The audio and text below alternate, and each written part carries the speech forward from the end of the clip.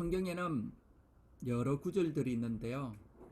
그것들을 주제별로 정리하면 가장 많이 등장하는 주제가 무엇인지 여러분은 아십니까? 1위가 사랑입니다. 성경에서 두 번째로 많이 나오는 주제가 무엇인지 여러분은 아십니까? 돈에 관한 말씀입니다. 성경 전체를 통해서 돈에 관련된 직접적인 언급된 구절만 700구절이 넘습니다. 예수님께서 비유 중에 3분의 2가 돈에 관한 비유입니다. 말씀, 기도, 금식 등 영적인 부분보다도 재물에 관한 비유가 더 많습니다. 예수님께서 돈에 관한 비유를 많이 사용하신 것은 그만큼 돈이 사람들 마음속에 지배하는 영향력이 크다는 것을 알 수 있습니다. 그러므로 우리가 영적인 삶을 영위하는 데 있어서 돈과 매우 밀접한 관계가 있다는 겁니다. 세상에서 예수님처럼 청빈하게 살아가는 것이 그리스도인의 모습입니다. 성경은 이를 가리켜 청빈론이라 하는데요. 성경에는 청빈론만 말할 수는 없습니다. 세상 사람들 중에 그리스도인보다도 더 많은 사람들이 부자입니다. 그들은 재정을 갖고 자신들을 위해서 살아갑니다. 그리스도인들이 부자가 되어 하나님의 나라를 위해서 사용한다는 것은 그만큼 매우 중요한 일입니다.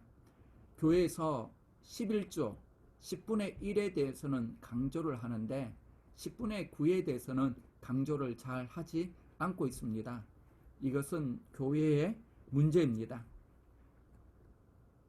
성경은 돈에 대해서 분명하게 가르치고 있습니다. 성경은 돈에 대해서 중립적인 자세를 취하고 있습니다. 성경은 올바른 방법으로 부자가 되는 것을 권장하고 있습니다. 재물을 가지고 하나님을 섬기도록 가르치고 있는 겁니다. 오늘 말씀은 평상시에 듣기 힘든 말씀입니다. 어쩌면 영적으로 단단한 음식에 비유될 수 있는 부분입니다.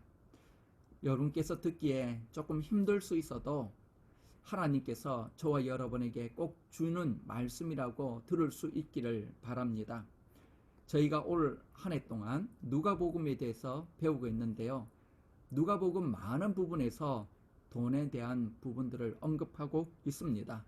따라서 하나님께서 저와 여러분에게 이 재물에 대해서 말씀하고 계시는데 우리가 뛰어넘어서는 안 되는 겁니다.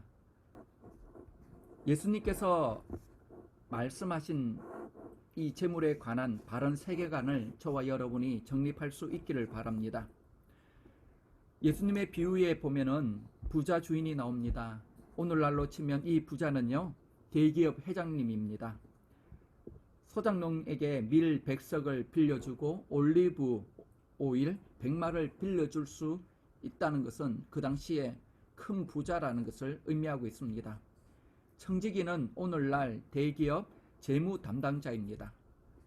회장님은 자신의 재무 담당자에게 자신의 재산을 낭비하고 있다는 것을 알게 되었습니다.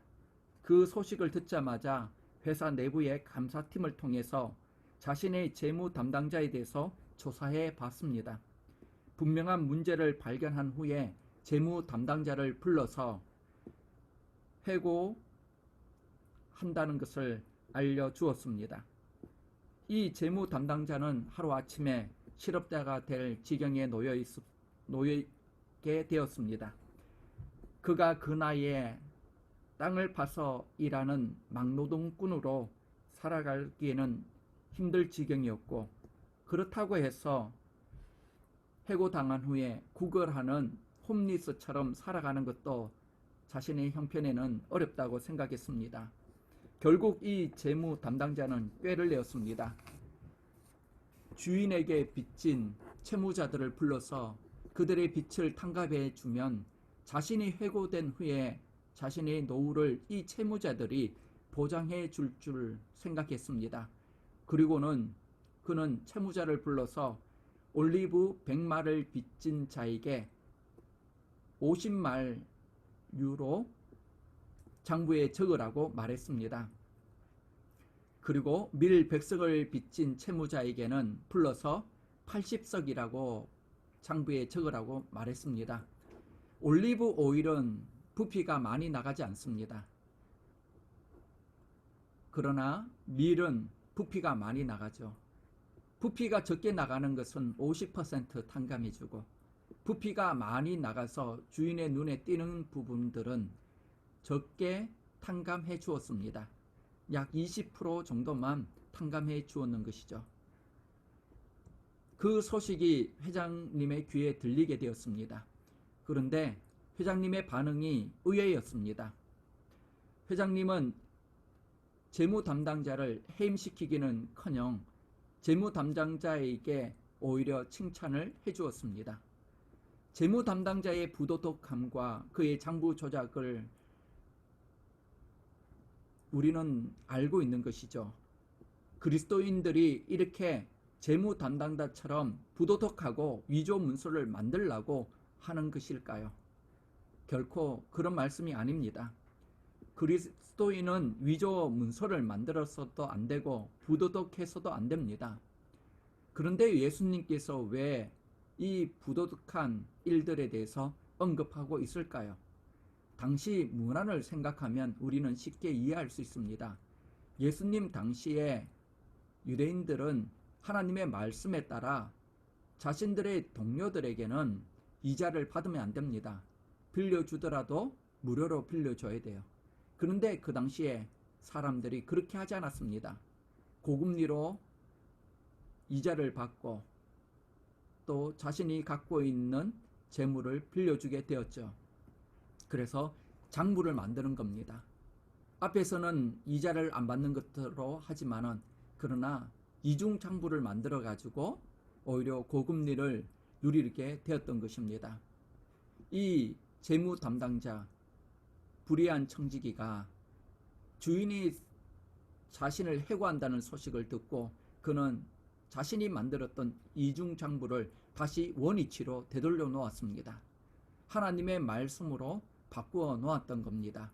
그렇게 되면 주인이 나를 해고하더라도 채무자들이 나에게 잘해 줄 것이라고 생각해 놓았습니다. 이 불의한 청지기를 통해서 오늘 살아가는 우리에게 하나님은 어떤 메시지를 주시는 것일까요?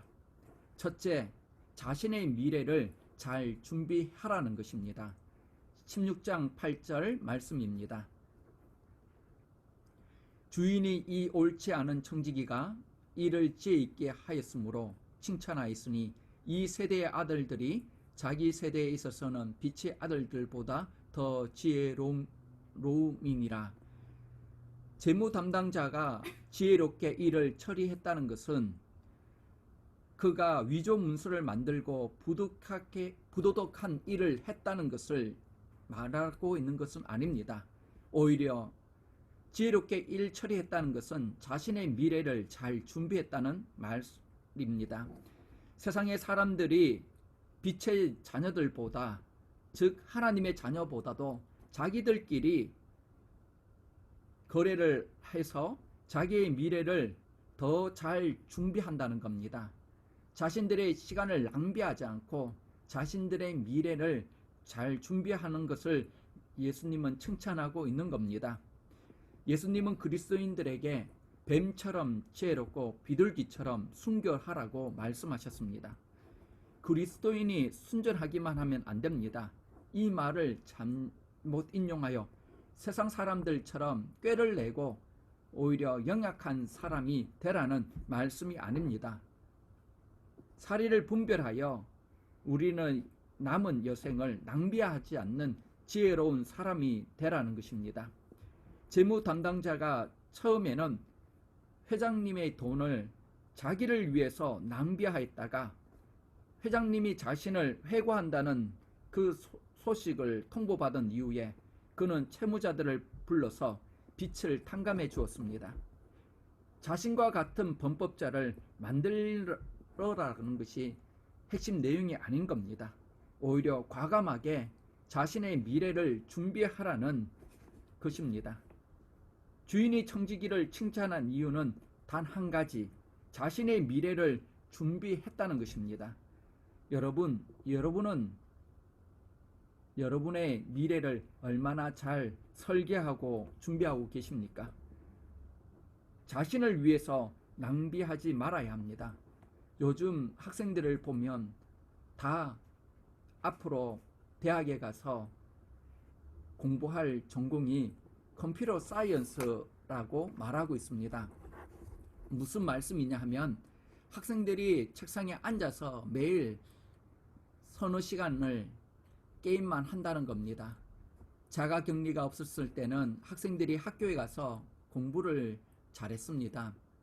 공부 잘하는 아이들도 학교에 가서 공부에 집중할 수 있었지만 자가격리가 일어난 이후에 학생들이 온라인으로 수업을 듣지만 그 나머지 시간들을 다 게임에 시간을 낭비합니다.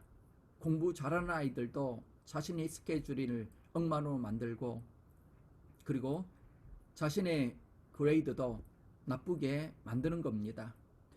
자신의 미래에 대해서 과감하게 낭비하는 것을 없애고 공부에 투자할 수 있어야 합니다. 내 미래를 어떻게 설계할 건가? 그리고 어떻게 내가 준비할 건가? 매우 중요한 부분입니다. 주인이 자신을 해고한다는 소식을 듣고 청지기는 과감하게 자신의 미래를 준비한 것처럼 저와 여러분이 우리의 인생의 미래를 준비해야 합니다.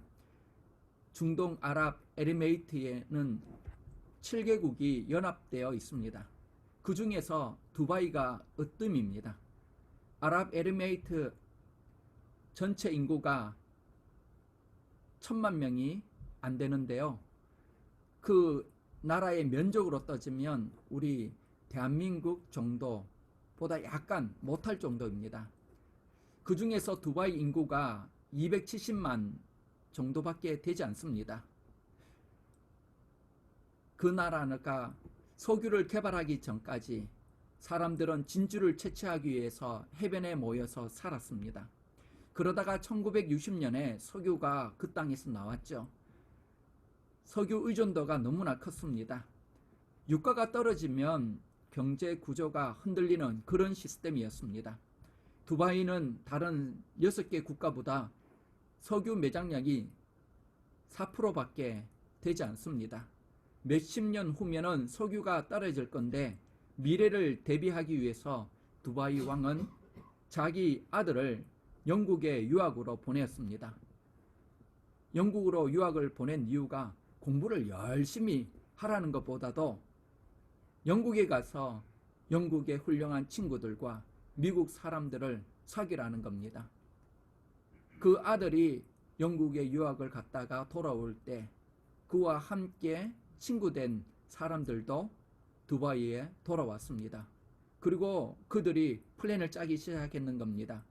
20년 뒤에 이 나라를 어떻게 부강하게 만들 것인가.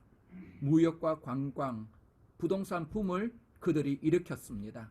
중동 금융 허브를 두바이에 세웠습니다. 20년 만에 최고의 부강한 나라가 되었습니다. 그 가난한 지도자가 자신의 미래를 알고 주어진 시간에 나라를 준비했기에 가능한 겁니다. 모슬렘 사람들도 자기의 미래를 설계하며 자신의 미래가 어떻게 될지를 알고 준비할 때 이렇게 훌륭한 나라를 세울 수 있었는데 우리 그리스도인들도 자신의 미래를 예측하며 준비할 수 있어야 합니다. 우리가 언젠가 하나님 앞에 설 날이 있습니다. 여러분의 인생이 긴 것 같지만 그렇지 않습니다. 인생을 낭비하며 살아왔다면 이제 하나님 앞에 설 날을, 그날을 바라보며 미래를 예측하며 살아갈 수 있기를 바랍니다. 저와 여러분이 미래의 지도자를 키워야 합니다. 어제 하나미션 홈리스 선교하러 9명이 갔습니다. 그 중에는 70세 넘은 은퇴하신 목사님도 계십니다. 그 목사님께서 저희들의 사역을 보면서 칭찬을 많이 하셨어요. 은퇴하신 목사님이 섬기는 그 교회 담임 목사님께서 저에게 메시지를 주셨습니다. 우리 목사님이 다녀오셨는데 젊은 학생들이 자신의 시간을 낭비하지 않고 귀한 일에 쓰는 걸 보고 많은 감동을 받고 오셨다고 저희 교회를 칭찬하셨습니다.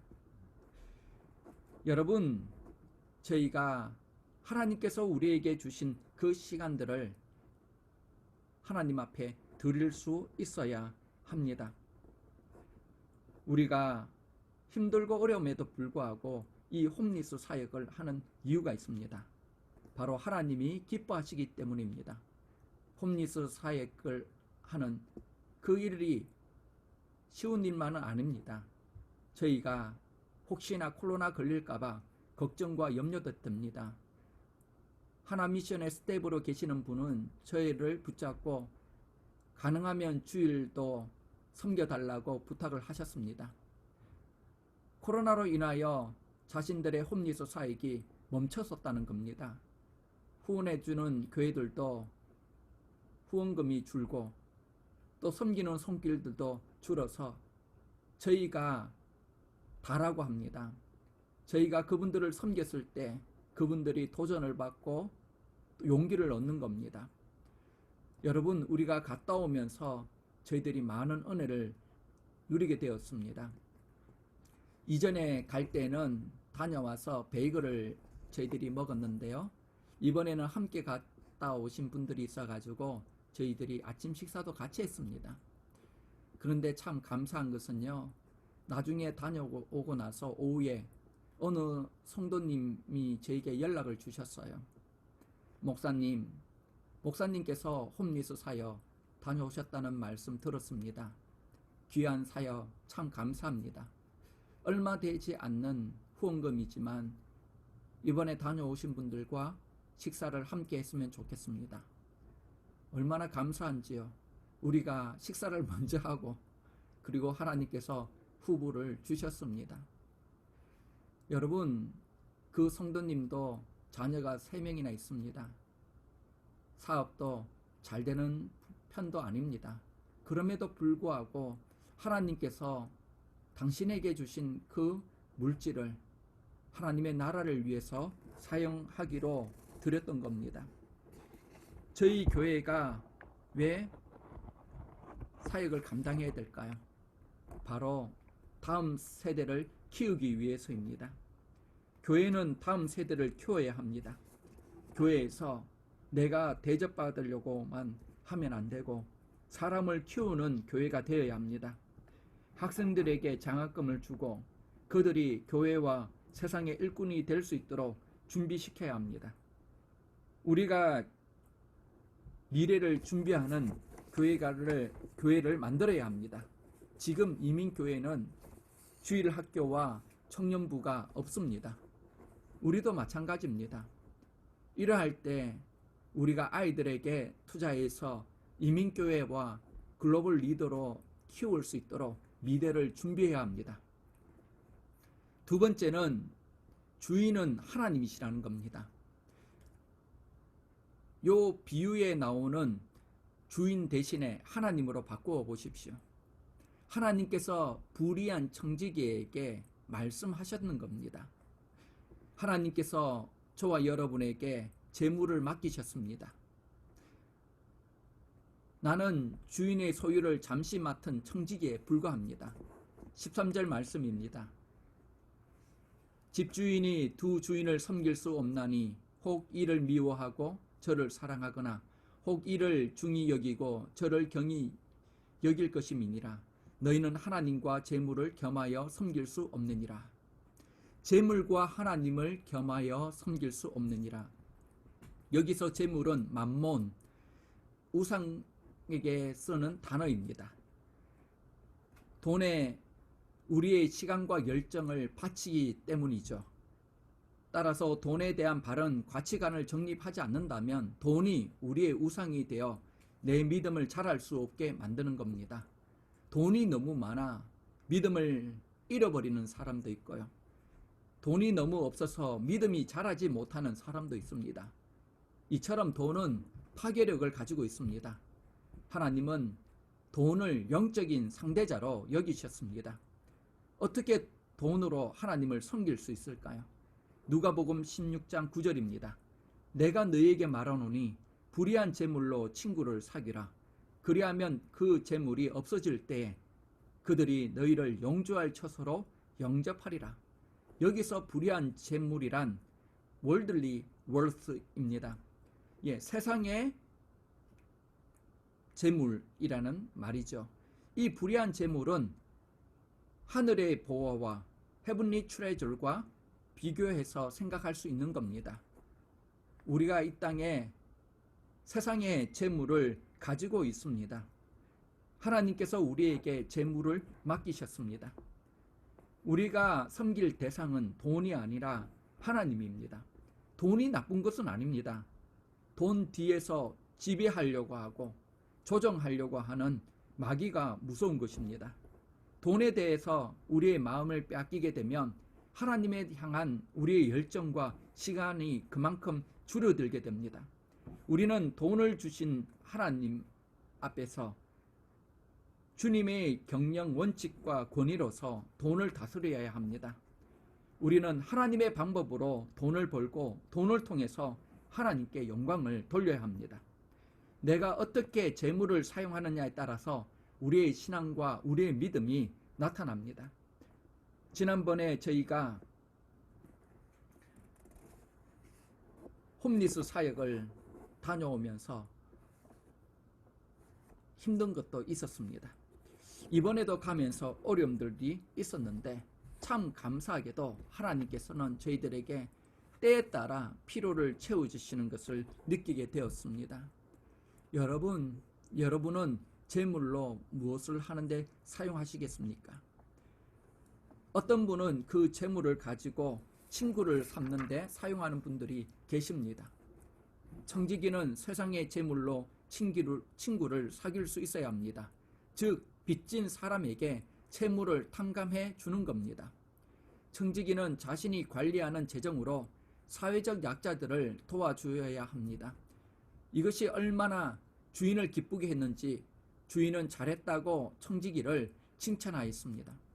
주인이 청지기를 불러서 회사 경영을 맡겼을 때 분명한 경영 원칙을 주었습니다.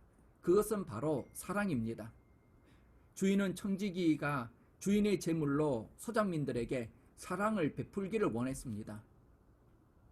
주인은 자신의 소장민들이 모두 행복하게 사업을 경영하여 부자 되기를 원했습니다.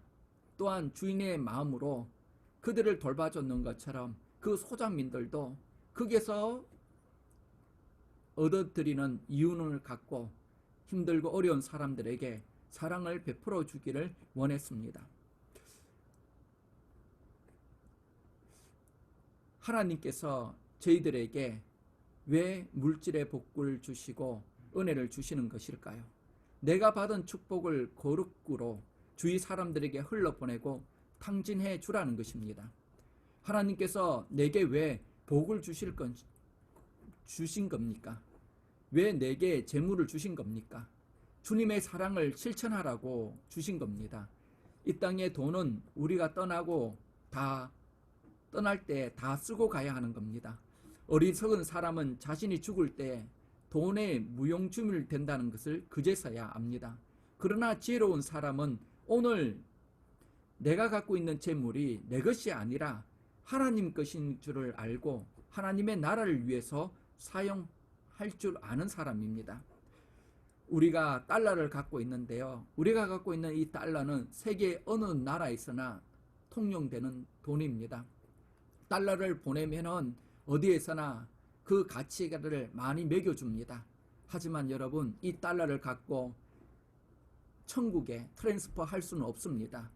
내가 갖고 있는 달러를 갖고 내가 죽을 때 천국에도 가져가겠다, 그렇게 사용할 수 없는 겁니다. 우리가 갖고 있는 재물은 이 땅에서만 사용할 수 있지 천국 가면 아무것도 사용할 수 없는 재물에 불과한 겁니다. 이 땅에 돈을 갖고 하나님의 나라를 위해서 투자할 수 있어야 합니다. 그렇게 되면 하늘에 보화를 쌓아둘 수 있는 겁니다. 마태복음 6장에 보면 예수님께서 재물이 있는 곳에 내 마음이 있느니라 라고 말씀하셨습니다. 이스라엘 백성들이 애굽에서 나올 때 애굽 사람으로부터 금과 은과 많은 보화들을 가지고 나왔습니다. 왜 하나님께서 그들에게 금과 은, 보화를 주었을까요? 바로 하나님의 나라, 성막을 지을 수 있도록 주님께서는 그들에게 재물을 주신 겁니다. 여러분, 왜 하나님께서 저와 여러분에게 재물을 주셨을까요? 바로 하나님의 나라를 위해서 우리가 갖고 있는 소유를 사용하라고 주신 것입니다. 여러분, 내가 갖고 있는 이 물질을 갖고 하나님의 나라를 세우는데, 교회를 세우는데 사용할 수 있기를 바랍니다. 죽어가는 사람들을 일으켜주고 미래의 일꾼들을 세우는데 사용할 수 있기를 바랍니다. 11조는 율법이 아닙니다. 하라 하지 말라 라는 그런 말씀이 아닙니다. 율법 전에 아브라함은 하나님이 주신 은혜에 너무나 감사해서 11조를 하나님 앞에 드렸습니다. 11조는 영혼을 위해서 투자하는 겁니다. 하나님의 은혜에 감사해서 드리는 것이 11조인 겁니다. 고린도후서 9장 10절에서 11절 말씀입니다. 심는 자에게 씨와 먹을 양식을 주시는 이가 너희 심을 것을 주사 풍성하게 하시고 너희의 의의 열매를 더하게 하시리니 너희가 모든 일에 넉넉하게 너그럽게 연보를 하면 그들이 우리로 말미암아 하나님께 감사하게 하는 것이니라. 여러분, 하나님께서 우리에게 양식을 주셨는데요, 그 양식에는 씨와 먹을 양식이 있다는 겁니다. 여러분, 농부가 심을 씨와 먹을 양식을 갖고 있는 겁니다. 여러분, 농사를 해보면 아시겠지만 농부는 추수할 때가 되면 씨감자를 남겨둡니다. 그리고 양식의 감자를 먹습니다. 씨감자를 남겨두는 이유는 그 씨감자를 심어서 내년에 양식을 얻기 위해서입니다. 11조는 그런 개념입니다. 내가 하나님 앞에 드린다는 것은 하나님께서 나에게 내년의 양식을 내게 보답하는 것을 믿음으로 나아가는 것입니다. 씨감자는 생명의 씨앗인 것입니다. 하나님께서 11조를 드리라고 하는 것은 바로 내 미래의 양식을 위해서 준비하는 씨감자와 같은 겁니다. 말라기 3장 10절 말씀입니다. 만군의 여호와가 이르노라 너희의 온전한 11조를 창고에 들여 나의 집에 양식이 있게 하고 그것으로 나를 심하여 내가 하늘 문을 열고 너희에게 복을 쌓을 곳이 없도록 붙지 아니하는가 보라. 여기서 하나님이란 이름이 3번 나오고 있습니다. 나라는 말이 3번 반복되고 있습니다. 하나님께서 주님의 이름을 걸고 나를 시험해 보라고 하는 말씀이 11조인 부분입니다.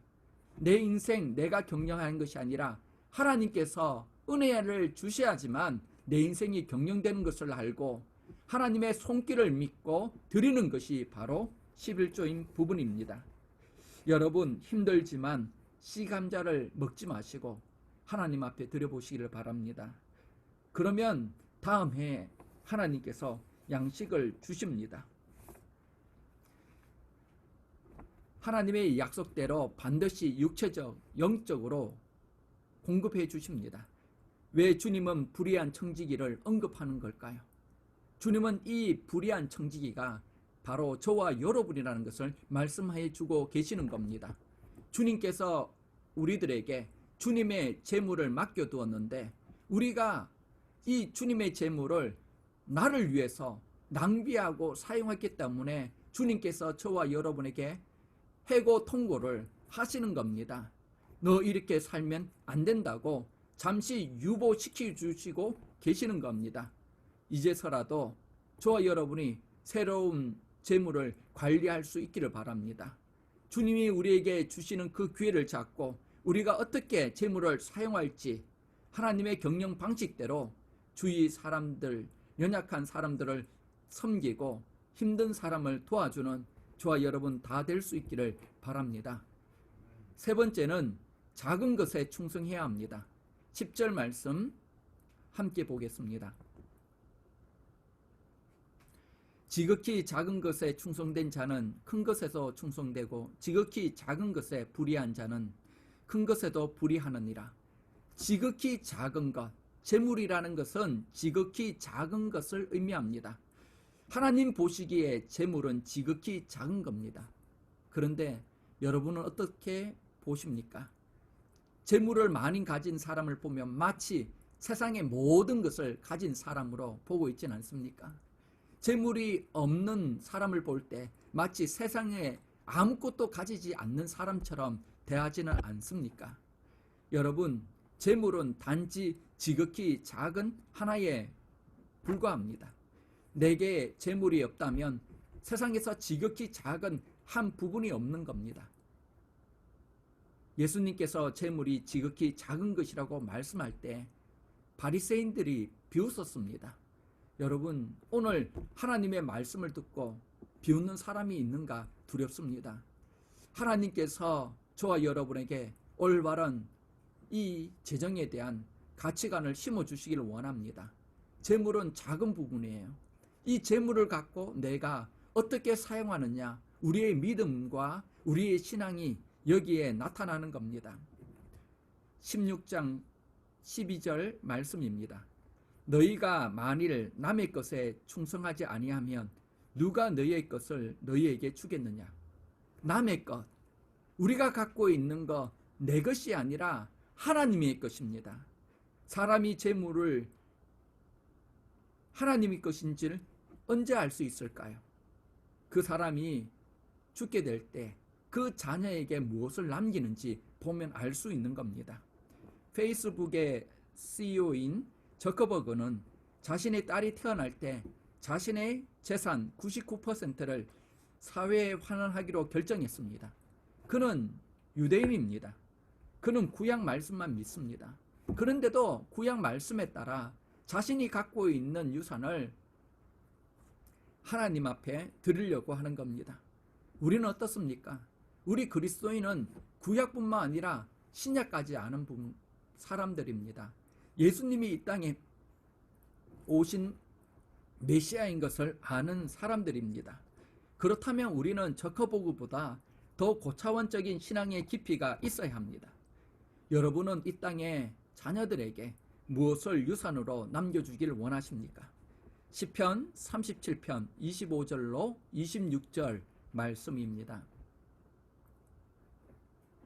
내가 어려서부터 늙기까지 의인이 버림을 당하거나 그의 자손이 결식함을 보지 못하였도다. 그는 종일토록 은혜를 베풀고 꾸어주니 그의 자손이 복을 받는도다. 부모가 자녀에게 주는 최고의 유산은요, 의롭게 사는 삶입니다. 다른 사람에게 은혜를 베풀고 나누어주는 삶이야말로 자녀들에게 주는 최고의 유산입니다. 돈을 유산으로 주는 부모는 그렇게 현명한 부모는 아닙니다. 여러분, 내 후손이 하나님의 유산을 받기를 원하십니까? 그렇다면 저와 여러분이 이 땅 가운데 살아갈 때 의로운 사람으로서 이 땅에 힘들고 어려운 사람들에게 은혜를 베푸는 저와 여러분이 될 수 있어야 합니다. 코로나로 인하여 어려운 시기에 나는 조금 부족해도 괜찮다. 내보다 더 힘들고 어려운 사람들을 도와주고 보살펴주고 그들을 챙겨주려고 하는 그 사람이야말로 진정 불의한 청지기라는 겁니다. 작은 일에 충성된 자로서 그 작은 일에 충성하였기 때문에 큰 일을 하나님께서 맡기신다고 말씀하십니다. 초대교회가 어떻게 해서 부흥이 일어났을까요? 이 작은 일, 자신의 재물을 갖고 자기 것이라고 주장하지 않고 힘들고 어려운 사람들에게 유무상통하며 나눠 줄 수 있었기 때문에 초대교회가 부흥할 수 있었고, 또 세상 사람들이 이 물증간을 보면서 하나님이 살아계신 것을 알고 많은 사람들이 주님께 돌아올 수 있었습니다. 초대교회가 세계 선교를 감당할 수 있었던 이유는 바로 이 작은 부분에 자신의 인생을 하나님 앞에 드릴 수 있었기 때문입니다. 여러분, 여기서 나오는 재물이라는 것은요, 돈만을 의미하는 것은 아닙니다. 돈뿐만 아니라 우리가 갖고 있는 학벌, 재능, 건강, 시간 모든 것을 의미하고 있습니다. 이 모든 것을 갖고 하나님의 나라를 위해서 투자할 수 있어야 합니다. 하나님께서 이것을 우리에게 주신 것은 갖고 있어라, 소유하고 있어라 라고 주신 것이 아니라 하나님의 사명을 위해서 흘러보내라고 주신 것입니다. 월드비전의 김혜자 군사님은 하나님께서 나를 연예인으로 세우신 것은 월드비전을 감당해서 이 땅에 가난한 사람들을 먹이고 살리라고 주셨다라고 고백했습니다. 이번 주 수요일에 40대 이하의 분들이 오셔가지고 총설을 했습니다. 네, 여러분 나중에 교회 와서 한번 돌아보시면요, 의자를 다 치워가지고 카펫을 완전히 청소했어요. 그리고 2개의 룸을 완전히 다 뒤집어 놨습니다. 물건 필요 없는 거 다 갖다 버리고, 네, 학생들 중에 디자인 건축학을 공부하는 학생이 있는데요, 그 학생이 시키는 대로 저희가 했습니다. 어디에 목사님 배치하십시오 하면요, 그 귀한 재능을 갖고 하나님의 나라를 위해서 우리 교회를 위해 봉사하고 헌신하는데 왜 제가 안 듣겠습니까? 100% 순종하고 그 자매가 시키는 대로 물건을 그곳에 다 가구를 배치했습니다. 얼마나 감사합니까? 하나님께서 내게 주시는 그 재능을 갖고 하나님 나라에 드려지는 것, 그것이야말로 소중한 겁니다. 한 가지 말씀드리고 오늘 말씀을 정리하려고 합니다.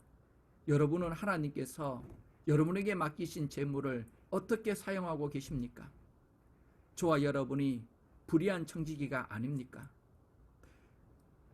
불의한 우리를 위해서 자신의 삶을 완전하게 탕진하신 분이 계십니다. 바로 예수 그리스도십니다. 예수 그리스도는 우리를 살리기 위해서, 불의한 우리를 십자가에서 용서해 주기 위해 하늘의 보좌를 버리시고 이 땅에 오셨고, 십자가에서 주님이 가지고 있던 모든 것을 탕진하시고 우리를 구원해 주셨습니다. 그리고 우리에게 말씀하고 계십니다. 새로운 비전과 꿈을 갖고 살아라고 말씀하십니다. 주님은 청지기의 헌신을 기다리고 있다고 말씀하고 계십니다. 여러분, 재물로 친구를 사귈 수 있어야 됩니다. 이 친구를 사귄다는 말은 결국 무엇을 말할까요? 이 친구가 영원한 처소를 준비한다 했습니다. 이 친구는 누구를 의미할까요? 이 처소는 무엇을 의미할까요? 우리를 위해서 영원한 처소를 준비하실 분은 한 분밖에 없습니다. 예수 그리스도십니다. 우리가 갖고 있는 재물을 예수님을 위해서, 주님의 나라를 위해서 드려질 때 주님께서 우리의 영원한 처소를 준비하신다고 말씀하고 계시는 겁니다. 나의 나된 것은 하나님의 은혜로다. 하나님께서 우리에게 주신 은혜와 축복을 따라서 우리가 주님의 나라를 위해 헌신하는 저와 여러분이 될 수 있기를 바랍니다. 존 파이퍼 목사님의 책상에는 이런 글귀가 쓰여 있었고, 그 목사님은 이 글귀를 볼 때마다 자신의 사명을 다짐했다고 합니다. 오직 한 번뿐인 인생 속히 지나가리라. 오직 그리스도를 위한 일만이 영원하리라. 여러분, 오늘 말씀을 생각하면서 우리 같이 기도하기를 원합니다. 우리 자신을 위해서 기도합시다. 우리가 불의한 청지기가 아닙니까?